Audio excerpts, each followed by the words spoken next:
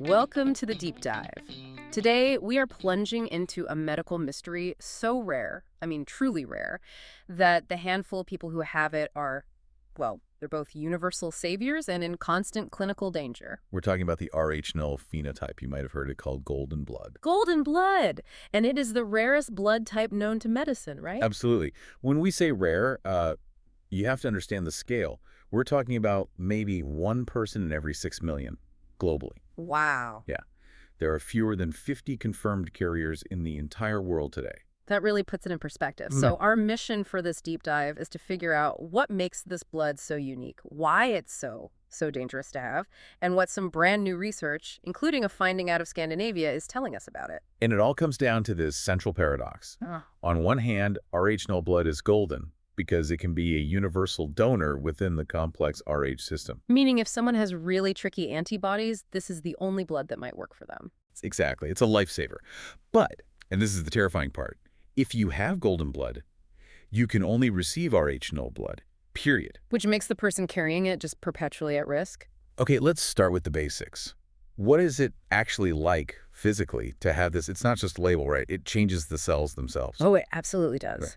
The Rh antigens, you see, they sit on proteins that they're fundamental to the structure of the red blood cell's membrane. So they're like support beams. That's a great way to think of it. And when that entire Rh complex is missing, the membrane just loses its structural support. It becomes compromised. And what happens to a cell that's compromised like that? They get misshapen. The technical term is stomatospherocytic, but you can just picture them as sort of leaky, fragile spheres. Okay. And that fragility means they break down really easily. It leads to a shorter red blood cell lifespan, which causes a mild to moderate chronic hemolytic anemia. So your body is just constantly trying to play catch up, replacing cells that are dying off too quickly. Constantly. It's a low-grade crisis all the time. So how does this even happen? How does a person's body just fail to produce all 60 plus of these Rh antigens? Well, there are two main genetic pathways for this. The more common one is called the regulator type. To get this, you need to know about a key protein called Rh-associated glycoprotein, or Rhag. Got it. Think of Rhag as the scaffolding. It's absolutely required to anchor the actual Rh proteins, the beams in your analogy, to the cell surface. So the Rag is the foundation. Precisely. In the regulator type, there are mutations that completely silence the Rhag gene, so no scaffolding gets built. The Rh proteins might be produced inside the cell, but they have no way to get to the surface. It's a total failure of installation. A total failure. The other rarer version is the amorph type.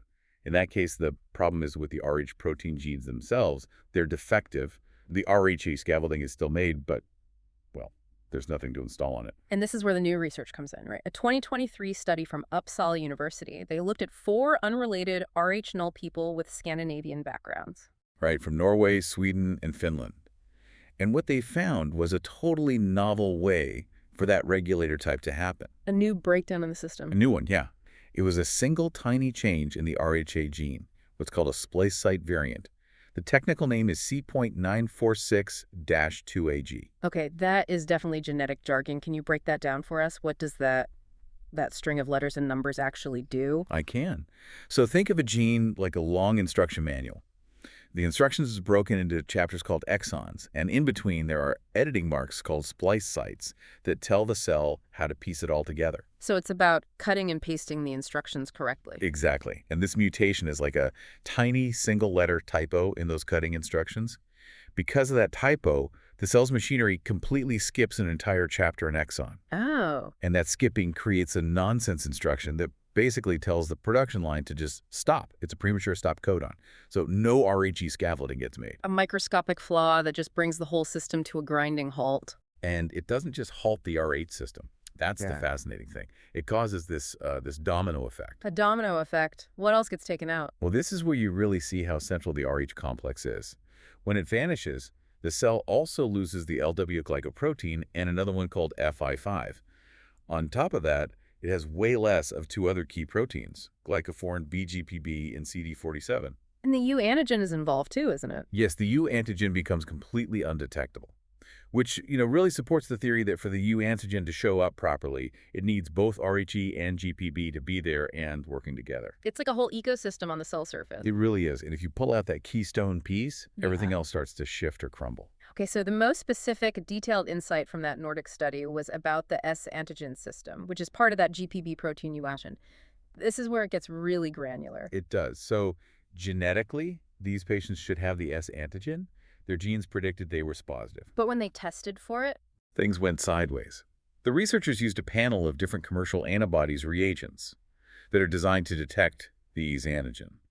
And the patient's positive Rh-null cells failed to react with 2 out of the 5 reagents. hold on, how is that possible? If the cell is genetically positive, shouldn't all the tests see it? I mean, isn't the protein either there or not there? And that's the absolute heart of the discovery. It suggests that the E antigen is technically present, but its shape, its conformation, is fundamentally altered because its neighbor, the Rhag complex, is missing. So the antibodies are looking for a very specific lock, and on these cells, the lock has been bent out of shape. That's a perfect analogy. It's not a quantitative loss, it's a qualitative change. The full, proper expression of that E antigen seems to depend on the GBB protein being held in a very precise shape by the Rhag complex. That deep molecular connection really hammers home just how vulnerable these patients are if they need a transfusion. The risk is enormous. If an Rh-null person is exposed to normal blood, their immune system often creates an antibody called anti-Rh29. Anti-total RH. Anti-total Rh. It reacts against all normal blood, both Rh positive and Rh negative. Once you develop that antibody, finding a safe transfusion is, well, it's virtually impossible without another Rh-null donor. And some people only find out they have it during a crisis, like that case of the 21-year-old Iranian woman. She was diagnosed during routine testing for her pregnancy. Her blood reacted against every single unit they had. It was a crisis. How was she saved? By sheer luck, her sister was tested and, incredibly, was also Rh-null. She became the directed donor. Yeah, vulnerability just... It forces us to think about the whole system of managing Rh blood, which brings up some major ethical questions, even for common blood types. It does. You see it all the time in trauma care. The dilemma of using Rhd-positive blood products for a patient who is bleeding out, even if that patient is an Rhd-negative woman of childbearing age. Because giving her Rhd-positive blood could cause problems in a future pregnancy, right? Hemolytic disease of the fetus and newborn HDFN. Exactly. It creates that risk. But the ethical justification, often using something called the doctrine of double effect, is that the immediate priority is saving her life. The improved survival from getting blood right now outweighs the small future risk of HDFN. The immediate need wins.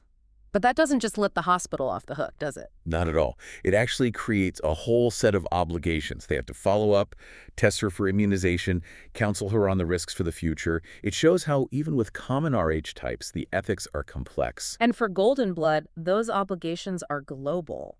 How on earth do you manage a blood type where the active donor pool is, what, less than 10 people worldwide? It takes intense international cooperation. There's an organization called the ISBT, the International Society of Blood Transfusion, and they run the International Rare Donor Panel. And what do they do? Countries send in lists of their known rare donors. The units of blood are then cryopreserved frozen at minus 80 degrees Celsius or even colder, so they can be stored safely for decades. Let's talk about the numbers. The scarcity is just hard to comprehend. It really is. I mean, you look at the registries, Canada, Italy, New Zealand, Sweden, they all report 0 active donors. 0. 0.